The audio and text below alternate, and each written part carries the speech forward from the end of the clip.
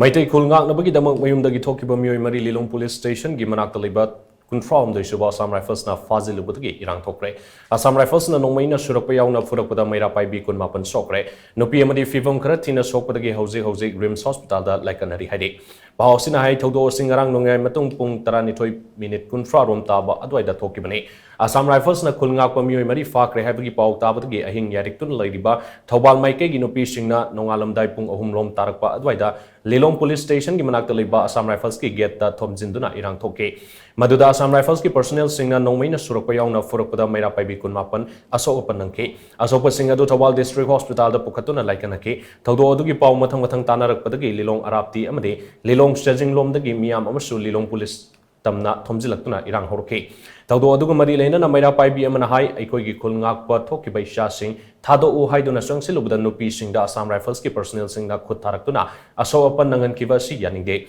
Hauzik fawda minister sing amadi MLA singna tumina leisinba si yaningde. Thawong asina aikoi Meitei sing asi mutkina basilavra haibagi wakal fawle haina mahang makata ke. Press na famgo paw amagi matung ina Assam Rifles na phajilluba khul ngakpa meeoi mari adu Assam Rifles na Lilong Police Station da sinaragloba matungda duty magistrate Thobal gi court putoloba matung thadokre hari. Lilong Police Station da thokhiba thongdusi angang ahumdu Assam Rifles gi makutagi sinaraba matungda akoi praja akoi kutta sinabiu moi kuina pharaga thambigunu nongamdebo manungda akoi kutta sinabiu haiba matamsida moina yadabadagi mayang gi irang jina hoga ge thugaraga changugo matamsida moina di police kaina di Manipur police na di akoi da khut tharakhide Assam Rifles gi jina tholaga nupi angang jingda patna suba police na kanba akoi hatoge haibagi wahaiga thoga akta araiba level da moina nupi angang gi loi hatoge haibagi photo tobudo akoi ta senga yajaninde sidaida akoi Manipur gi lengak paibiriba minister singjina tumina leithokpaje akoi Meitei akoi bu mutnanaba silibra haibagi potune akoi na mayamda moida akoi na hamjaningi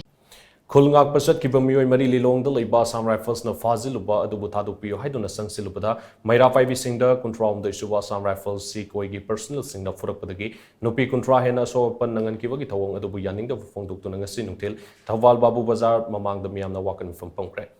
Kuntraum da isuba Assam Rifles si koi kudakta lokthuu Manipur da Assam Rifles kudakta halenko haiba demand tawduna club taraga nipan gi apunba lup amo oriba Meitei Community Joint Coordination Committee Waithau tu Kiam Sifai Hauka Thobal khunong na sinduna pangthokiba wakan mifum aduda sarugya ki binupi amana hai India lenga no Manipur ngaknabandi haiduna thajilagliba Assam Rifles singna Meitei furupta tamnana fuba saibana singba satharakpa si yaningde asigumba thawong asi makata no satharakpa tarabadi hena akanba khongjang sangsilakane Mathong huktaba Assam Rifles ki Manipur dagi atubu matamda lokthoko haina mahangna makata nasu fongdokhe Usinadana tasinadana leibase Meitei community bu namdhanaba honabani haibase akoina lawoi maram leijade aduna ajigumlaba government of India na sigumlaba disang sinna chatharakpa se pendabana helakpadagi ngasi asigumlaba miyamgi oiba Assam Rifles na chatharaiba mathong huktaba singase tawbiganu haidana ngasigi wakat wifam ase hamjabani Babu Bazar asida aduna hairiba wafam singase matungdadi asugumba thawdok singase tawbiganu Amaromda Assam Rifles ki thawong adubu yaningda fongdoktuna ngasi nungtil wangjing lamding kaitel fambima singna national highway da toloktuna khongjang sangsinkre khongjang aduda govek Assam Rifles nupi angang singda khut thabagi thawong yaningdi amadi koki militant sing fajilu haibana singba kolawkya slauki